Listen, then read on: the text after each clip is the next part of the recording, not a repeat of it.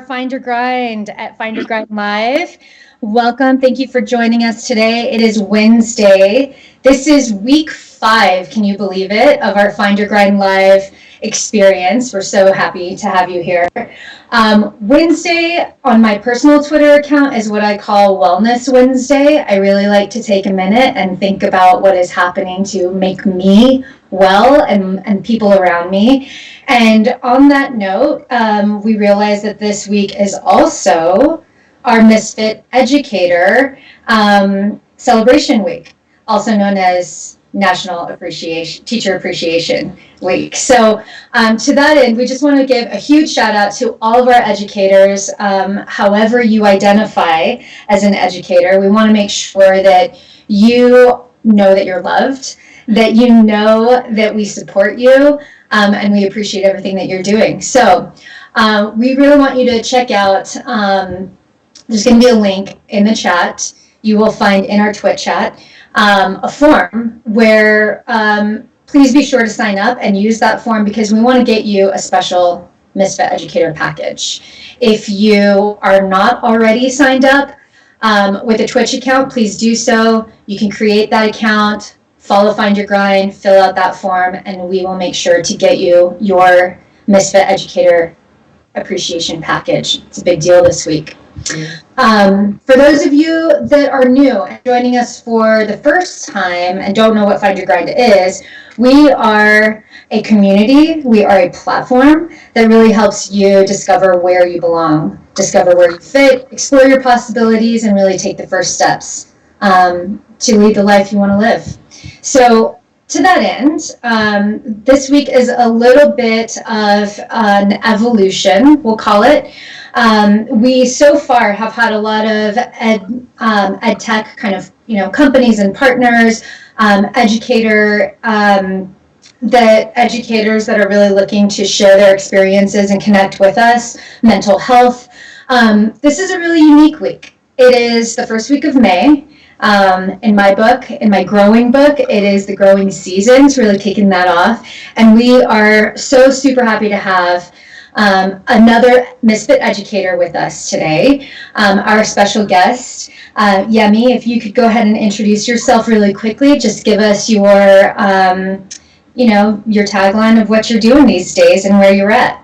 Sure. My name is Yemi Amu. I am founder of Oko Farms, an aquaponics education and production farm in Brooklyn, New York. We grow food and we teach people how to grow food. That is so awesome.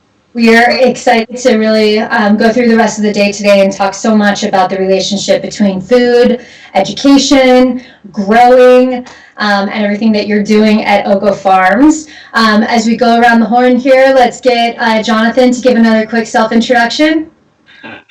Hey, Jonathan Alshimer, Misfit Educator 101, middle school teacher from Virginia D. Fredlin Middle School, keynote speaker, author, and all everything education. So welcome everybody today. Awesome. Thanks for coming back as always. And Rachelle. Hey, Rachelle Dene Poth, Spanish and STEAM teacher from Pittsburgh, also an attorney, author, blogger. Really looking forward to the chat here tonight with everybody. Awesome. Thank you, Rachelle. Before we really kick it off, I want to take a quick moment here. It's kind of, as I mentioned, a sort of turning point for us. We've gotten into this awesome routine of coming together and building this community. The inspiration for Find Your Grind Live was really kicked off by what is now known as a worldwide pandemic. And, the effects of COVID and school closures and lots of parents and educators now working at home amid new challenges. We really wanted to build a community where we could share insights, keep people inspired, explore learning in new ways. And strangely, 5 weeks later, I feel like we've built so much momentum that now this is the thing. It's like Wednesday, this is what we do. It's on our calendar, we're prepping for it.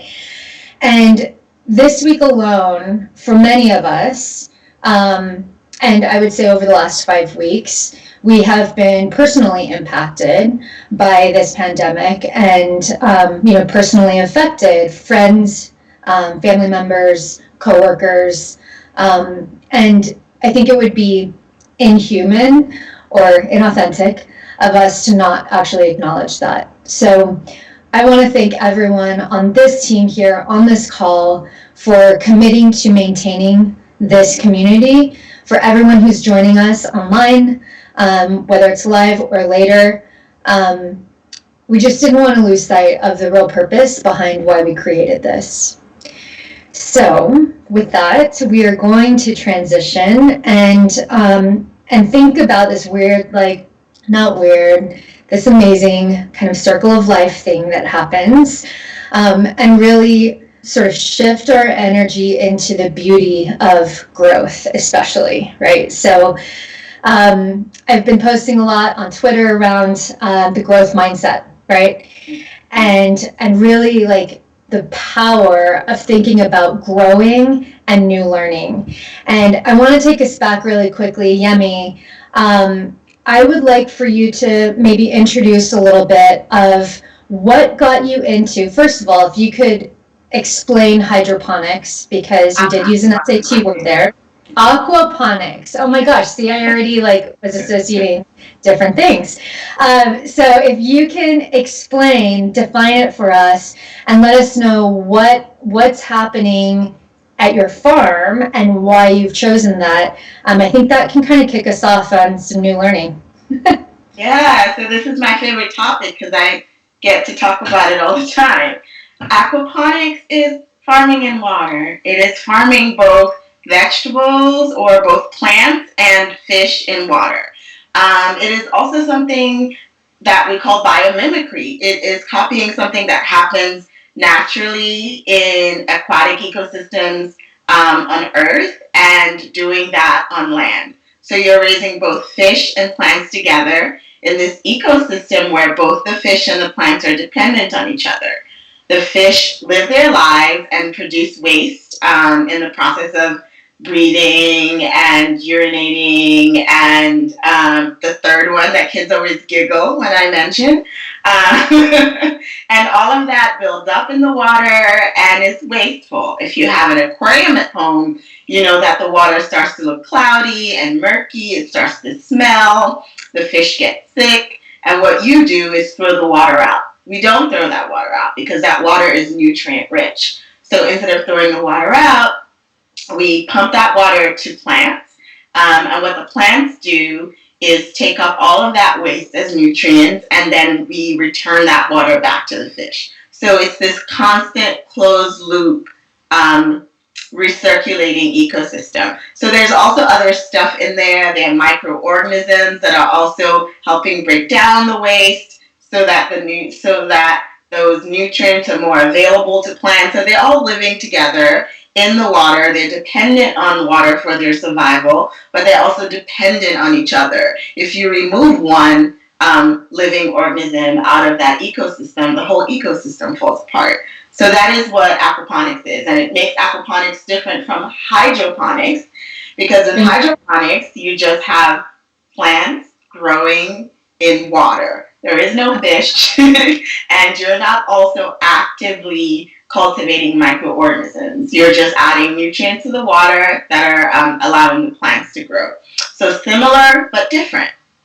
And yeah, and on our farm in Brooklyn, New York, we grow a wide variety of fish and also vegetables. So on the fish side, we have beautiful koi and goldfish, and we have fish like maricarp, and we have crawfish, and we've had tilapia in the past, we've had bluegill in the past, and then on the plant side, we have everything from flowers to grains. We grow rice, we grow sorghum, we do root crops, we do bulbs, we do all types of leafy greens. I don't think there's any single vegetable I haven't tried to grow.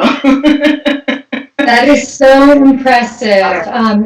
As a complete amateur gardener, this sounds impressive, inspiring, and also completely overwhelming. Like, you just named so many plants and so many fish, And I was thinking back to some of our earlier episodes or some of our earlier sessions.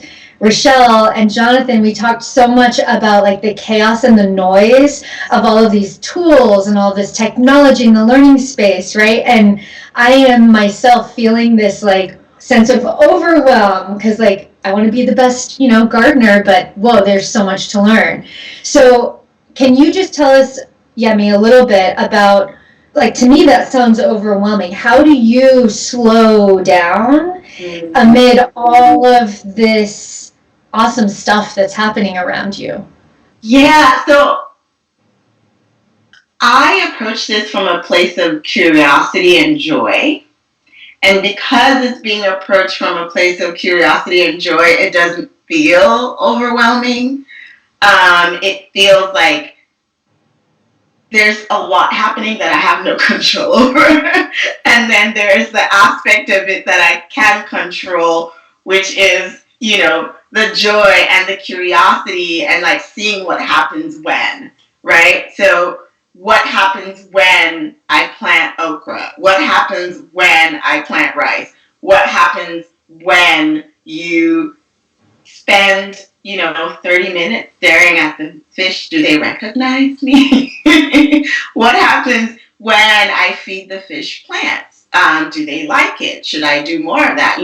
So we approach the work from a place of joy and curiosity, and I believe it takes away the overwhelmingness of the whole thing. And there is a part of nature that is completely chaotic, and I go with it. There's so much that is not in my control, and I certainly go with that. I met someone about 2 months ago who said, I want to learn aquaponics because I feel like, you can play God and control everything. And I just laughed. Honestly, it sounds like the dopest science classroom ever. You know what I mean? Like, you get like a sense of that like personal therapy, but also you get to like control stuff. And I'm not gonna lie, like as you're telling this story, I'm seeing like a classroom full of kids that are like, "Ooh, what can we make next?" I don't know. Like I just see my daughter like totally like eyes sucked into whatever that with the fish, with the plants. Like I don't know. It sounds like the dopest science room of all time. So very cool. Yeah, there's just so much when you allow your curiosity to take over, there's so much joy that can come from that, and just things feel less overwhelming because then you don't feel like you have to get a certain result out of it, you know what I mean? And you enjoy it, you start leaning into the process more. Absolutely. So much of what you just described they've been like these sound bites over the last couple of weeks, right? Like Rachelle, I remember so much of what you've described previously around different learning methods and, just kind of leaning into them and really exploring like, what is the purpose of why you might be doing something? Can you kind of share, Rachelle, a little bit about what is inspiring you from Yemi's story around slowing down, but also just exploring what's there? Because I think you mentioned so much before. Can you kind of expand on some of that? Yeah, it's interesting for me, like as we've all been kind of working through however long it's been now. I mean, I guess technically 7 weeks with remote learning with our students, and there's so many issues that are out there in terms of like being prepared or how can we give meaningful learning experiences? Do our students have access? Do we need technology? And there's all of this, all of these questions, and it's overwhelming. But when I was listening to the story and just thinking about how many opportunities are out there, plus in the last couple of weeks, I've been thinking about like, this is definitely the time to try something new, and it doesn't have to involve like a lot. And when we do things like this, or, I've mentioned before, like project-based learning, place-based learning, where, it doesn't matter where you live. Like you can find learning opportunities in your home, in your community, taking a walk in your neighborhood, but tying it into like what students, especially like you mentioned, like what we're dealing with now with the pandemic. And we have all of these other things that we're experiencing with our families, with work, with people becoming ill, and just challenges that we're going through each day. And I think it really is an opportunity where we can kind of like connect with how we're feeling, or look at, problems or things that our friends, family, the community, the world at large are experiencing, and think about, like, what is something that maybe we could do locally. That doesn't necessarily involve technology. When we look at some possibilities like this, it doesn't matter, if you are in a big city school or if you live in a small town, or the technology that you have. We're using things that are often in our homes, our backyards, our community, and giving our students the power to kind of tap into maybe what they're passionate about or curious about, or maybe that, it might be a frustration, or that you're scared about all of these emotions that we're all dealing with right now. And I think that it's just so powerful whenever we can tie into, like, our personal experiences, and just build from that, because, given that opportunity for our students, or actually giving that opportunity to our students, really will lead them down some path that who knows what the end result's going to be for them. But the power in that learning to be able to make their own decisions, I think, is just what makes this so beneficial, especially now, to do a little bit, a lot of things that are a little bit different than maybe what we normally would have been doing if we were still in our classrooms. So, Rachelle, you just touched on so many great learning moments there. There's transformational learning, there's place-based learning, there's the idea of, really giving students, learners at large, a lot more agency, right, in their learning experience. And I know, Yemi, those 3 points, the place, agency, and a transformational experience, are all things that you have been able to offer learners through your farm, through your vision of your place, and also through the practice of being a misfit educator, right? So can you talk to us, Yemi, a little bit about, I was really struck by the transformational aspect, and tell us a little bit about the farm, the location of it, what it has transformed, for learners and for the people around it. Yeah, I believe, like, really strongly, that nothing can transform a community like a green space. Especially in urban areas, we do not have a lot of green space in New York City. So green spaces become this magical place that bring people together, that bring nature, birds and bees and all kinds of insects together, where laughter happens and learning happens. And the farm is that place in the community. We're in a very dense city block. We're next to a liquor store and a tobacco shop. We're, like, sandwiched in the middle of both. And we're an outdoor classroom. We're a place where both children and adults can come and learn, where folks get to see plants growing in water, where kids can come to a farm in New York City with animals growing, with fish. They come in and want to see the horses, but and what do you tell them? You're not that kind of farmer. I'm like, yeah, no. We have fish though, and they're like, oh yeah, and they get to interact with fish, and they get to learn that fish can think, and that they are intelligent, and they like to play, and that they recognize people, and we talk about what fish need to survive and what humans need to survive, and if there are any commonalities between the two. We talk about plants and how plants grow and why plants can grow, and why are there so many insects. I'm like, well, because we have water, and pollinators like water, and birds like water, and we also have a place that attracts that. And then for adults, a lot of adults come there to learn aquaponics, but they leave with just having this place where they get to center themselves, and they get to slow down, and they get to be in nature in a way that you don't get the opportunity to when you live in a city, especially in New York City, where everything is, like, fast paced, and you get to come to this place and slow down, and literally the rest of the world goes away, and all that matters are these, like, plants that become your teachers, honestly.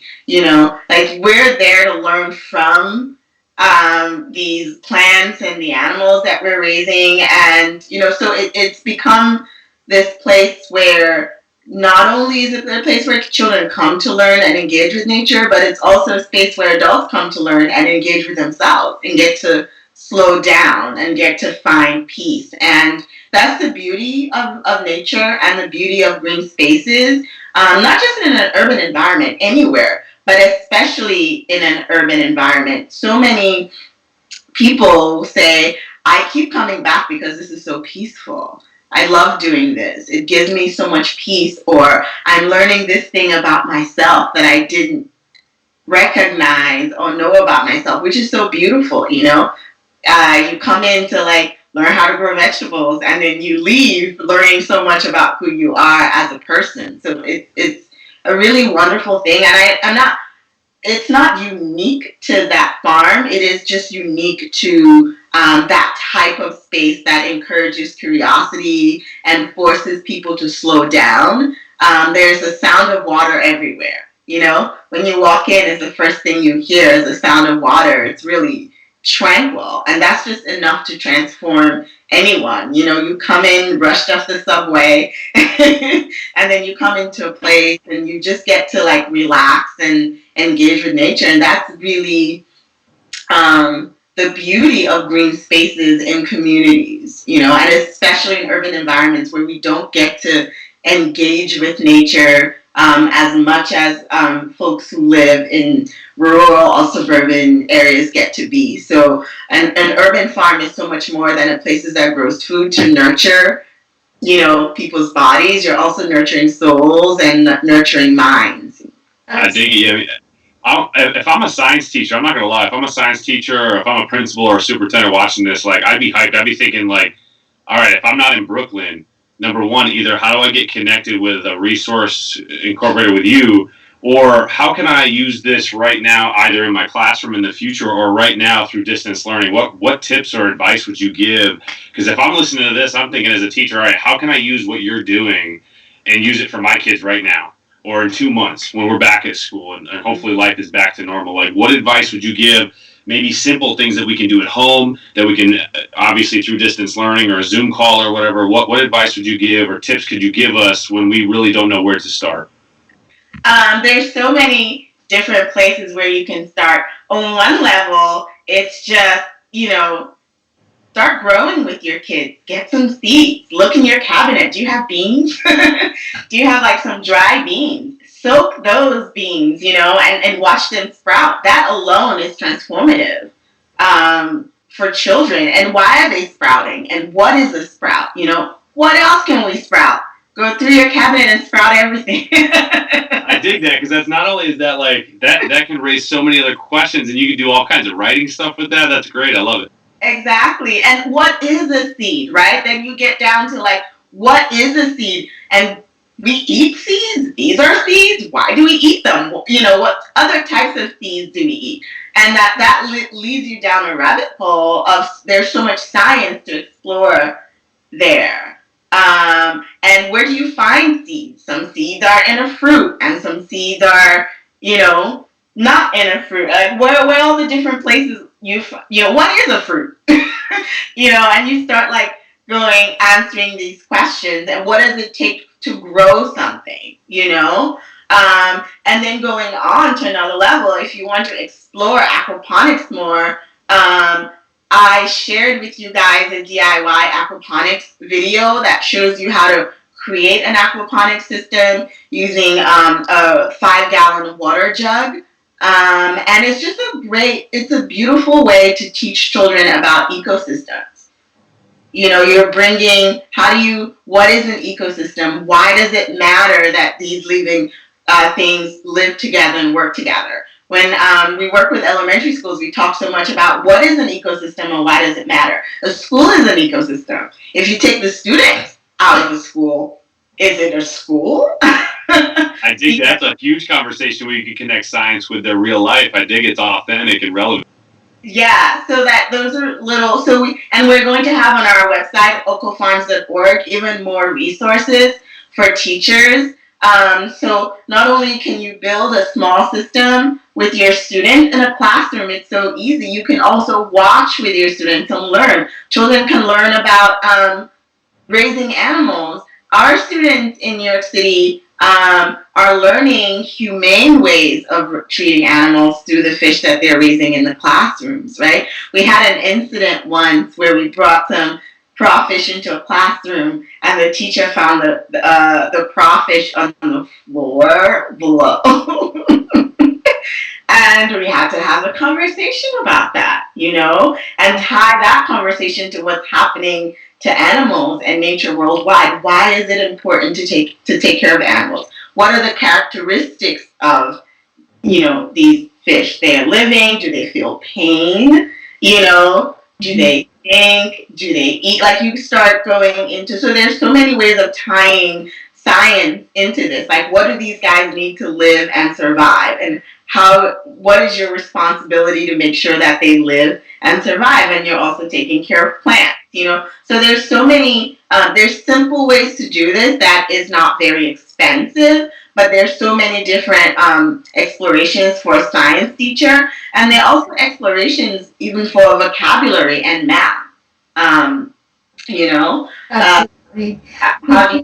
I think I shared with you not too long ago that we started our own garden in the back, and one of my favorite lessons out of the classroom with my family was one on regrowth, right? And how can you take something that you might otherwise waste, right? Like the waste or byproduct of your food that you're just about to throw away, and actually transform that as something is rotting, right? Mm-hmm. Transform that into something that can grow. And Rachelle, I know that you and I again have talked a little bit about that, and your relationship with any of your students, and kind of looking into inspiring and regrowing, right, and reconnecting with your students is one of your favorite things, right, that you also miss so much from the live classroom, right? Yeah, so definitely. Can you tell us a little bit about, I love this idea of regrowth, right? Because you reconnect, right? You are transforming something that was about to be wasted, right? And on this whole lifelong journey, or this idea of learning forever with my kids, there's a reset often, right? And you can restart. And it's been one of my favorite lessons of the garden or of growing, right? I'm going to use that to actually invite each of you. Yemi, we usually do this lightning round towards the end of our session. And I would like for you to share your favorite lesson of the garden, right? And or your favorite thing to grow. And if you're not a grower, and for anyone that's in the chat, you can just kind of like throw some ideas in there. What do you aspire to grow? So we'll kick it off with you, Yemi. I'm really curious, your favorite lesson and your favorite thing to grow. Wow. Okay. I think my favorite lesson is how necessary water is for life, and how water really ties everything. A few years ago, I would never think that I could grow things in water, and I'm growing so much in water. So just how beautiful water is, and how water is necessary for life, period.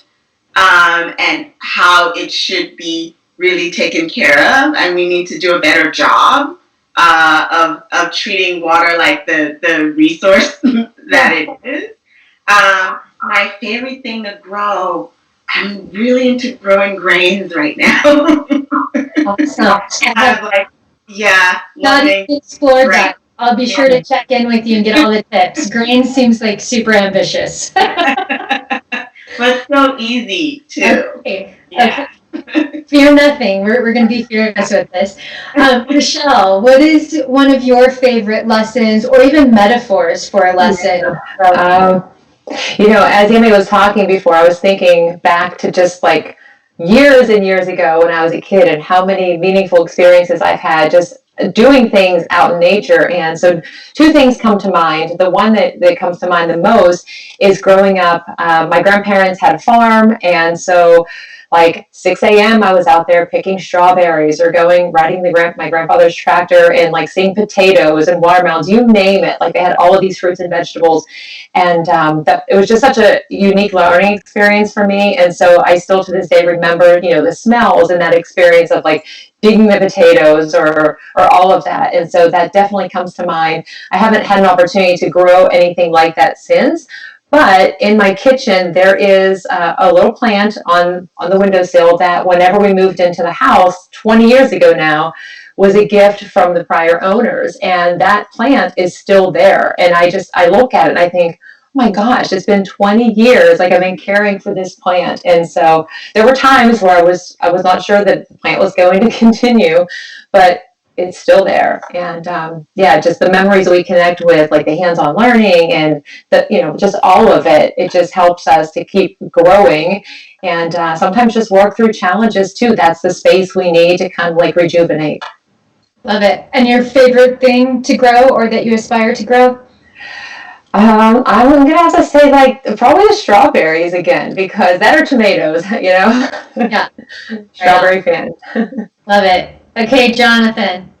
All right, I've always been an outside boy, so I've been outside my whole life. I think my dad had me climbing mountains when I was 7 years old, but I never really had a green thumb. I was never really a planner. If I could grow anything, it could be a money tree. How about that?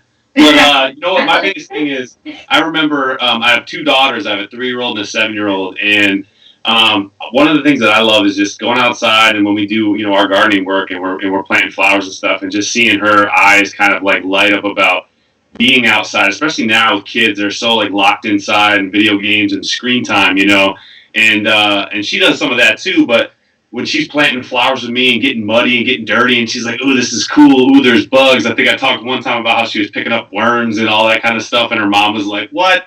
But here's a 7-year-old girl getting dirty, having a good time, and experiencing what nature is all about. And I think that's the cool thing about being outside, and whether it's growing things or planting things, like you're experiencing life in a whole new way, and you kind of have this like love and admiration for the environment in a way that you didn't have before if you're outside just getting involved in it. And I think that's the cool thing about what you're talking about today. I mean, if we can bring that into the classroom and how you said, like, this conversation around with kids, just kind of loving on the environment a little bit more and getting this like love of science and love of nature when maybe they really weren't exposed to it much, you know what I mean? So I think that's a big thing and very cool. That's awesome. And your favorite thing to grow or that you aspire to? Favorite thing to grow? Man, I don't know. I tried to grow some strawberries once and they all died, so I can't say strawberries. You took that one from me, Rachelle. You know what? Honestly, I'd really like to grow a vegetable garden sometime, but I'm no good at that. So I just say I'm really getting into lately, like growing flowers and things. So I guess that, big tough guy growing some flowers over here. I think it's beautiful. It's beautiful. I gave you my regrowth story. I love it, especially, taking an herb and cutting it and putting it in water, and you can see the roots grow. Like my kids just love it. I think but my favorite thing. Oh, go ahead. I'm down with. Yeah, it's the funnest thing. But my favorite plant right now, or fruit or vegetable, are actually edible flowers, because I've been looking at the kind of pairing different vegetables together, right? And the nutrients of certain edible flowers next to others, like they're complementary planting, right? And so this whole idea of ecosystems and everything is connected, and people, we are connected to each other. We can inspire each other to make this world a better place, even when there is the potential of so much loss and so much change. So with that, another shout out to all of our Misfit educators. Please be sure to log in, create a Twitch account, make sure that we get your form filled out so we can send you your care package. We acknowledge and appreciate you. And with that, I think we all need to remember also, Yemi has posted so much great information and resources for how to get started with very little money, right? Like really, this is about sustainable practices, which is amazing. Yemi, where can we find you? Online, Twitter handles? You can find Oko email, Oko, website, okofarms.org, Instagram at Oko Farms, and same thing at Facebook. Just search Oko Farms. Twitter, Oko Farms. We have a lot of educational stuff on our Instagram as well. So that's a good place to catch up. And then starting next week, we'll have resources that we'll be posting for educators. We just set up a brand new website just so that we can post, have a page just for educators. So we're excited about that. Welcome to the Misfit Educator crew. Jonathan, where can we find you? At Mr. Alshimer on both Twitter and Instagram. Hit me up. Awesome. And Rachelle? At Dene95 on Twitter and also on Instagram. Awesome. And you can find us at Find Your Grind on Twitter, Instagram, Facebook, LinkedIn, and here on Twitch. With that, have a beautiful week. Get outside if you can. If you didn't know, tomorrow is actually a full moon called the super flower moon because it is May, kicking off the growing season. I might be a bit of an astrology nerd. Anyway, with that, enjoy the beauty and the bounty and get to some gardening.